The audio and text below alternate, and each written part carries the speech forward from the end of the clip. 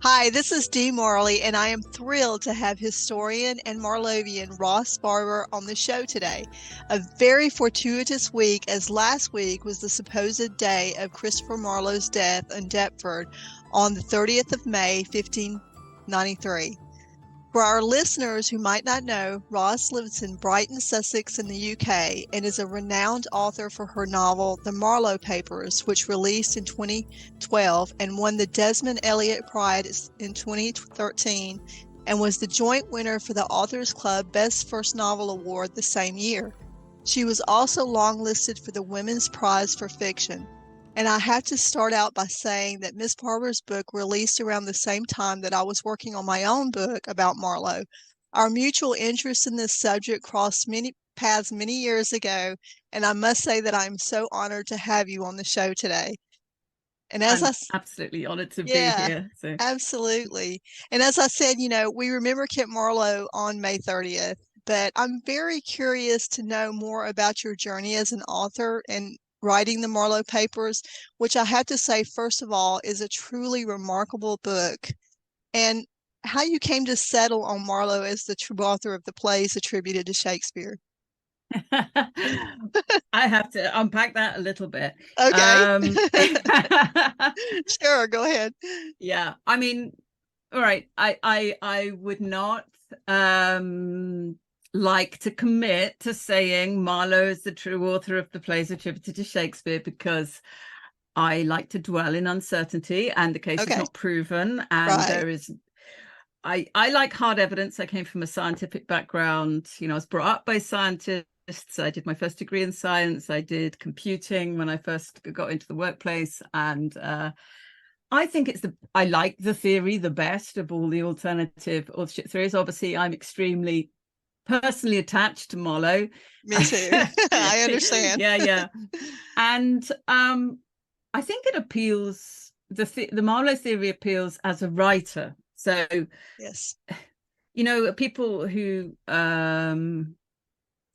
get into Shakespeare authorship, they tend to gravitate towards candidates who they feel some kind of affinity with. Right. And Marlowe really has the sort of writing chops of all the candidates. He's the one who was already writing like Shakespeare in the sense that Yes. late Marlowe and early Shakespeare plays are stylistically very similar and actually difficult even for sort of computational, methods to tell apart.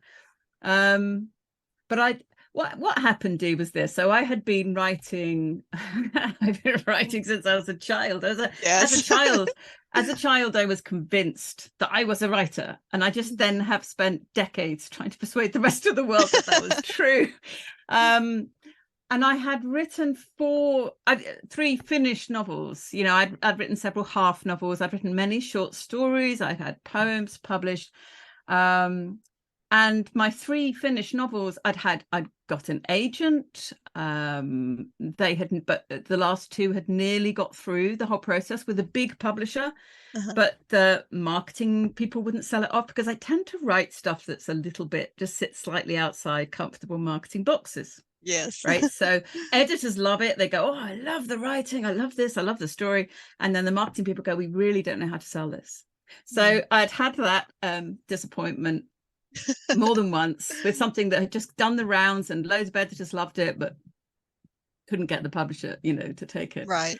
for marketing reasons. And then, of course, I write the most unmarketable book in the world because the Marlowe Papers is written in iambic pentameter. It's written in blank verse. But how it came about was this, that I've been teaching creative writing for a long time. And I needed, because of my family situation, I needed some financial stability. So I needed a proper university post. And I was told by the university I was teaching for that I needed a PhD and I couldn't afford to pay for a PhD. So it needed to be funded. So I knew I needed a really good idea, like a really big idea that would attract funding. And that obviously needed to be researched, because if you pitch something like, oh, I'm going to write a collection of poems about my mother, you don't need a university in order to do that. But if you're going to look into Marlowe, Shakespeare, the whole era, and you really want to do it some justice and go into it some depth, then a PhD is quite a good vehicle. So I would say to people writing historical fiction, because of the research needed, actually you might have a better chance of getting a PhD funded than someone who's going to write poems about their mother or some other contemporary subject that doesn't need so much in-depth research. So I hadn't written, like, the other 3 novels were not historical. I will tell you that. It's taken me a long time to come to terms with the fact that what I possibly do best is historical fiction. It wasn't my we're really glad. It wasn't my original plan. The 3 novels I'd written were all contemporary fiction. And they were nearly good enough, but they didn't quite kick the door down. And then I was my daughter was very young. She was like 2. I was exhausted all the time. I was tending to go to bed very early. I wasn't watching any TV or anything like that, And then one evening, just a sort of fluke thing, and it was not long after I kind of went, I need a big idea. I was weirdly alone without I can't even remember what happened. My husband took my daughter off somewhere, and it was early evening. I thought, do you know what? I'm just going to sit down and turn on the TV. And I turned it on, and it was right at the beginning of a documentary, and you'll know the one, Much Ado About Something, by Mike Ribbo. And it was airing on Channel 4 in the UK in their part of their Shakespeare season. And I just tuned in right at the beginning, completely, in a synchronous way. Yes, very much so. Yeah, lovely. Nice little, feed. And so I'm watching this thinking, this is interesting. I knew nothing about the theory at all. My mum was a real Shakespeare fanatic, really. I mean, I'm called Ros from Rosalind As You Like It. Oh, of course. Okay.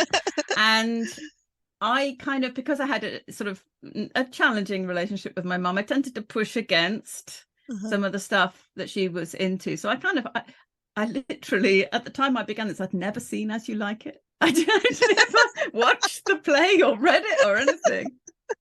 Oh, how about that? I knew something about it. I'd heard quotes from it, I knew there was a, sassy Rosalind main character in it. That's all I knew.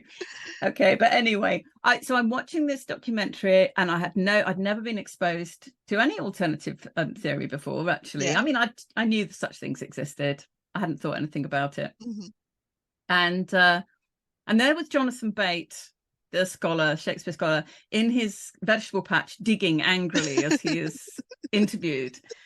And he said, it's a ludicrous idea. I'm paraphrasing probably, but it's a ludicrous idea, but it would make a great novel. And I went, yes, wouldn't it? Wouldn't it make a great novel? I just thought, of course. And I could really, at this stage in my life, as I was then, I could really relate to it in a sort of a small way, because I was thinking, I believed I was a writer for decades. I thought I was possibly quite a good writer. Some other people thought so too. I'd had funding, I had an agent, I had all this, but I was completely kind of unrecognized. The world was ignoring me. Nothing was happening, And so I was thinking, well, imagine scaling that up. Like, imagine being the greatest writer in English the world has ever known and not getting the credit for it. Yeah. It's like, I can relate. I mean, I could just scale up my level of kind of frustration and disappointment to a ludicrous degree and go, wow, I really resonate with that story. Yes. I think that I can imaginatively inhabit it. I think that was the thing. I mean, that's brilliant. I absolutely, I totally understand where you're coming from on that level. Yeah, right. Yeah. I mean, it's a common experience for writers to feel, frustrated that the world's not recognizing their genius. Yes. And I mean, I think as a writer, you have to develop a certain level of self-belief, because you get a lot of knockbacks, you get a lot of rejection while you're doing your apprenticeship, while you're getting better. You have to believe that what you're doing is good. Otherwise you wouldn't sit down for hours and hours and hours for no reward, because that's what it is, and I had developed a level of self-belief that was, it felt like sometimes when people push back against it, maybe they thought I was deluded, but I really, I really thought, I thought I had something that, I could share with the world anyway. So Jonathan Bate gave me the idea. I immediately then I started developing my proposal, and it took me about 6 months, but I got it funded. And then I sat down to begin my PhD. I thought that was the battle, was getting it funded and getting into the PhD program. So, it's like success. And then I sat down at my desk, starting to attempt to write this novel. And then I suddenly thought, hey, I put in the pitch, and the pitch was, it's written in iambic pentameter because I really felt I needed to create a believable, authentic sounding Elizabethan voice, but I didn't want to write in kind of cod Elizabethan. And I thought, how can I write something that sounds like it's written by the same person that wrote the Shakespeare plays? That's quite a high bar. And I thought, well, if I write it in iambic pentameter, that's the rhythm that we're used to hearing when we listen to Shakespeare. So I thought, and I already was a poet. I was a published poet. I'd written lots of sonnets. I taught form. I understood iambic pentameter. In fact, I loved writing in iambic pentameter already. So it didn't seem like a bar to jump. I thought, yeah, no, great. I can do sustained iambic pentameter. And that way I could just use, so long as I use sort of contemporary English that doesn't have too many really modern words in it, obviously modern words, then I think, it'll probably sound about right.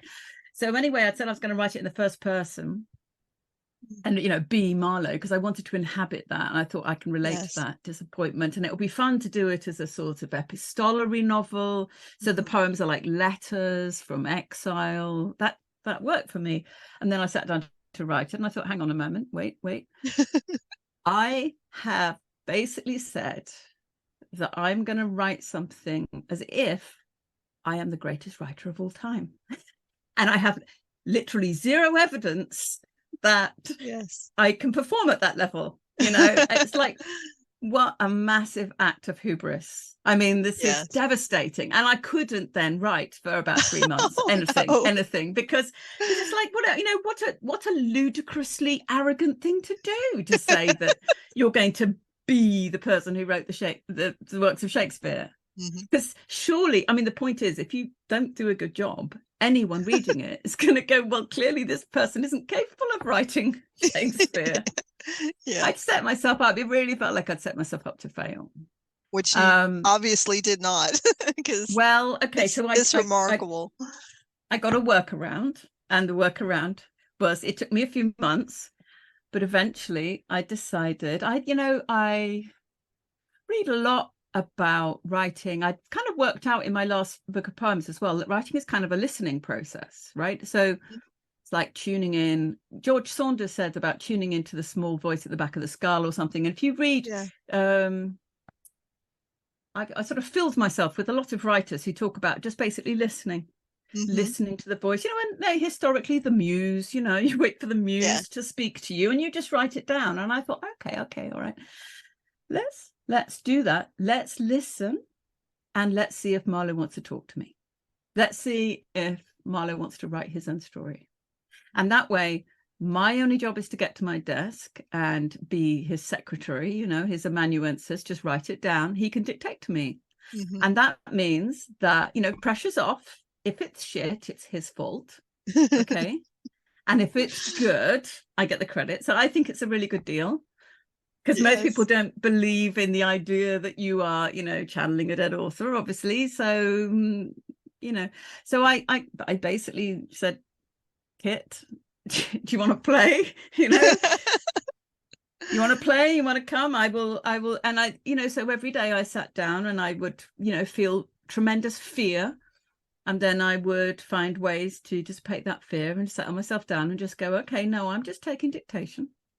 That's all I'm doing. All I got to do is listen. And so that's how I wrote the book. Well, it's it was a huge feat, but it absolutely works in every way that it could possibly work. And honestly, I purposely did not read it before I wrote mine, because I didn't want to I have to say, is after I wrote mine and then I read yours, I was astounded. I was like, wow, we were on the same wavelength in so many ways. Amazing. Some of the things that came through in your book that I had done in my own research, I was like, yes, it kind of validated the things that I already was feeling, such the use of John Penry as the corpse. Yeah. I was like, that, yes, that's absolutely how I felt too. And I don't know, just there was so many things. You know, and as a writer, sometimes we have to have that validation when you know that somebody else is Yeah. on the same wavelength as you.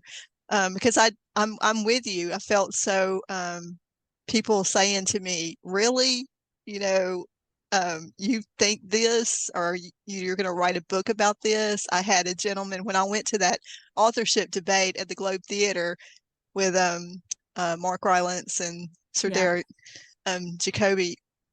I had somebody say that to me there, you know, oh, you're one of those that believes. I've had exactly that phrase. Oh, you're one of those. Yeah. Yeah, yeah. And I actually said that. I was like, well, you know, it really does make for great fiction. Yeah. Well, You that's know? it. I mean, people who, object to it, I say, but it's okay to write a work of fiction about it, right? It's Yes, okay to absolutely. explore ideas in fiction.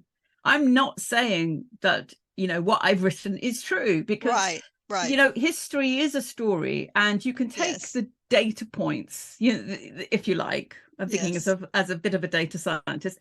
You can take, so, there are documented things that have happened, yes, and you have to look at how reliable the documents are and who wrote them and for what yes, purpose and stuff like that. But, there was a framework that I was working to based on research that was out there that other people had done. And when I was when I was putting the story together, I tried to factor in all the data points I could find and make a narrative that would work, that would weave them together, right? yes, But yes, there are also choices. So when there are big gaps, you have to make stuff up, right? yes, When there's a different way of interpreting something, you have to choose which path you'll take. yes. And you also have to make decisions like, who's your dark lady? Now, I slightly regret my dark lady. I had a lot of fun with my dark lady, but if I wrote it now, I'd choose Amelia Lanier, That's and the right. Yeah. I was torn about it at the time. I mean, I had the clear choice of the two ways to go at that point. And I mean, Amelia Lanier would involve a whole nother load of research, right? Yes, I it think would. the thing about my dark lady that I chose was that I had enough. She was quite a character, that what we had about that woman already, it's only a few letters, but it's quite rich in terms of character, and it gives you, so there's not any, beyond reading those letters, extra research to do. But she's loads of fun.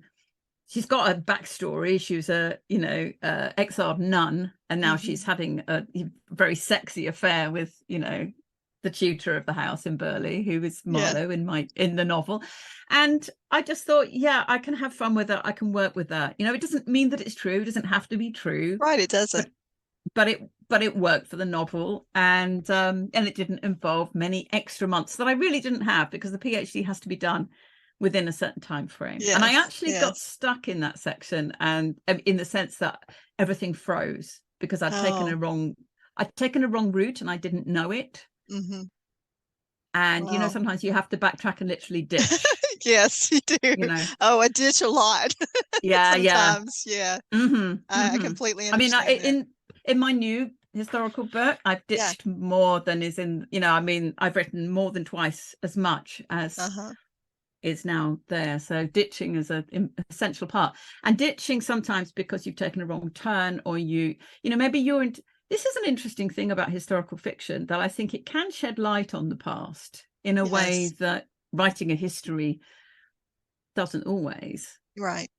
Which is that when you if you've made real believable flesh and blood characters and you set them in a scenario. So I had Marlowe in Flushing with Richard Baines, right? And Yes. all we know is he was sharing a room with him, Uh-huh. and there was some kind of counterfeiting of coins going on, Uh-huh. and Baines was a double agent, and he betrays him, and he reports him for petty treason, potentially very dangerous Yes. accusation.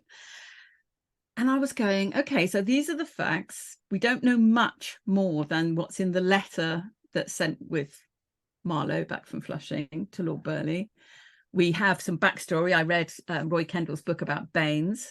So to get a sense of Baines as a character, and I already had Marlowe kind of pretty fleshed out. And then I put them in the room and I tried to write a scene. And I was like, this is really implausible. Like, this actually doesn't work. Like, you could, as a historian, say, and historians do, they say things like, they probably did this, right? Or perhaps blah, blah, blah. And they make some kind of suggestion about how the dynamics of that situation work. But when you're a fiction writer and you put these characters in a room and they have to talk to each other, you have dialogue, you have stuff happen, and it has to come out of the characters and be in character, and it has to work with the backstories of both characters. And suddenly you find out that things that have been floated by historians don't necessarily work. And you go, okay, how would that situation arise? Like, how would that arise? What is the relationship between them? Why are they sharing a room? Like, so I wrote the scene several with, completely different kinds of power dynamics and different sort of underlying premise to why they're sharing a room or how that comes about. And on the third time, it clicked and it worked and it flowed and they both talked and stuff happened. And I thought, okay, that one's plausible. That one works. And I think I have written an academic paper in the journal Rethinking History, which is a sort of postmodern historians journal, about, and they're very into this, actually. They're very interested in the relationship between fiction and history. The idea of fiction as a way of exploring the past, that you can learn things about the past by writing fiction about it. If you've got your setup right, if you've got your facts straight and you've built believable characters, you can learn stuff. You can learn what doesn't work, and you can learn what does work. And it doesn't mean that it's true, but it's interesting and it's valid, and I take it as a valid form of historical research. I totally agree, and I think that's one of the things that I love about historical fiction that I always have, is it's like every book that I read, I am learning something, and about history and about these people in the past. It's just so fascinating, and I think that's an advantage of being a historical fiction author, of being able to teach as well as entertain. And and you do it right as well. You can really recreate the period. I mean, history can be very, very dry, and but if you can actually create a real, believable, fictional world that your readers can step into, and they can just move around in it, and they know what they're having for lunch. Not that lunch existed as a word in the Elizabethan era, which was